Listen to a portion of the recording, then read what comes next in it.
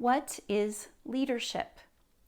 I think this can be an incredibly challenging and yet incredibly potent question for us to be asking. And we are living in times that are so full of uncertainty that I think looking at what it is to be a leader or what it is to recognize quality leadership is an important question we should be asking. And yet at the same time, I also believe that there's never a time that we don't need great leadership and that we shouldn't be asking, what is great leadership?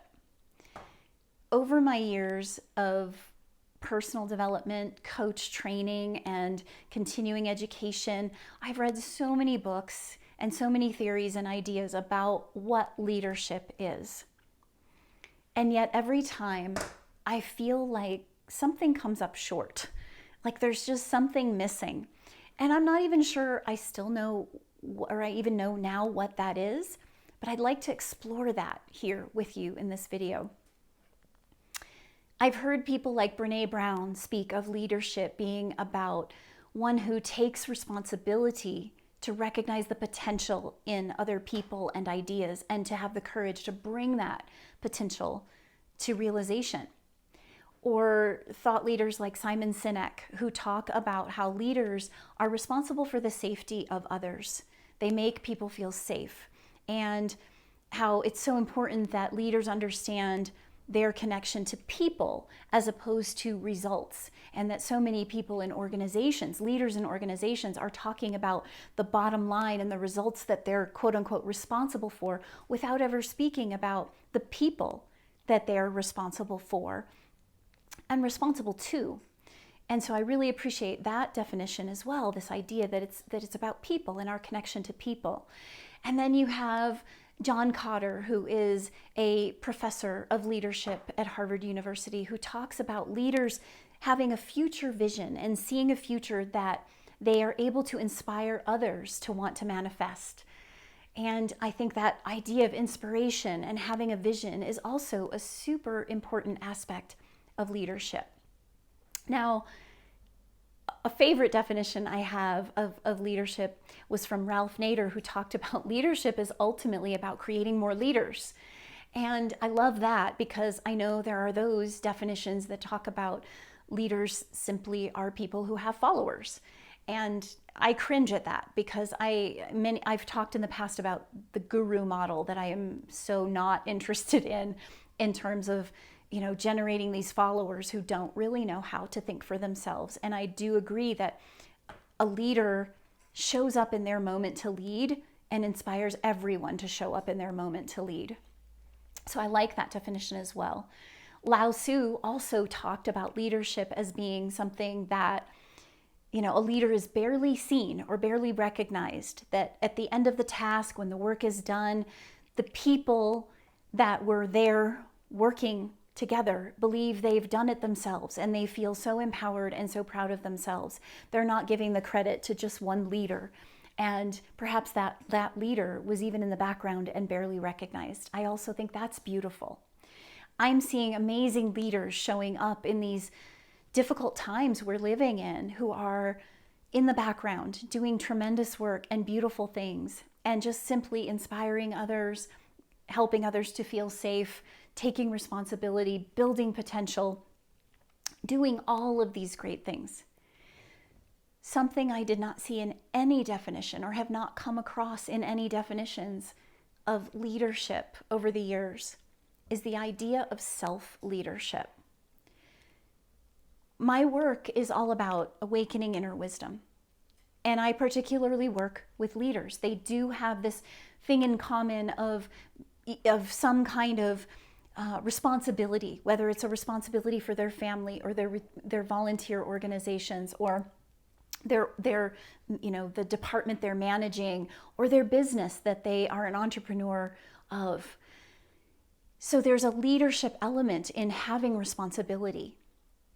But the question is, are we showing up as leaders? I know lots of entrepreneurs and managers and parents and volunteer committee chairs and organizational managers that are not showing up as true leaders. in the sense that they're not bringing their full self-leadership to the table. They're not bringing their full inspiration to the table and creativity. They're not bringing their vulnerability. They're not bringing their innovation. And maybe they just simply don't know how, and that's okay. Many of us end up having these creative ideas to start a business, or we get promoted into a job based on our aptitude and what we've accomplished. But when it comes to really being in leadership, which inevitably is about impacting others around us, we really don't know how to do that. And one of my favorite definitions that I've heard is about the idea that leadership is an art.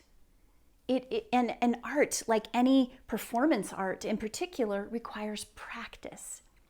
And we need to practice things that keep helping us to ripple out in ways that do inspire, that do make people feel safe, that do encourage people to work toward a shared vision. And I believe that when we're all standing in our inner wisdom and truth, when we're really connected to what matters most, that's when we have the greatest potential to ripple out and impact others in positive ways.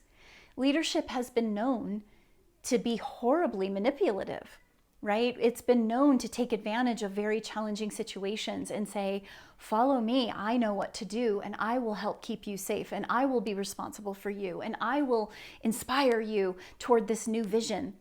But it's preying upon the fears and the anxieties and the difficulties that people are experiencing in times of challenge. And as we meet the world, which is full of challenges, whether it is viruses or climate change or economic hardship or leadership challenges that we're seeing on the global stage, what we need is self-leadership. We need to know who we are, what we care about the most, what our own vision is. It's great to have a shared vision with others, but you should know first and foremost what your own vision is for yourself. What do you really believe in? What do you really care about? What is your passion? What do you want? What are you inspired by?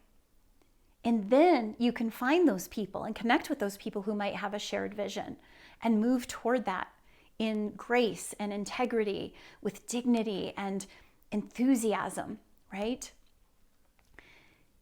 The etymology of the word lead is to cause to go with oneself. Now, if we look at that in a rudimentary way, we could say, okay, we're causing others to come with me, right? I'm causing them to come with me, myself, right? I like to take the word oneself, which is usually written as one word, O-N-E-S-E-L-F, oneself, and to separate it into one's self, O-N-E'(S), capital S-E-L-F, okay? So to cause to go with one's self is about connecting to your higher self, your capital S self, connecting to your truth, grounding, centering, presencing fully here, feet on the ground, recognizing who you are in all of your thoughts, your emotions, your will forces, all of it integrating and becoming cohesive and coherent together. So I would argue, what is leadership?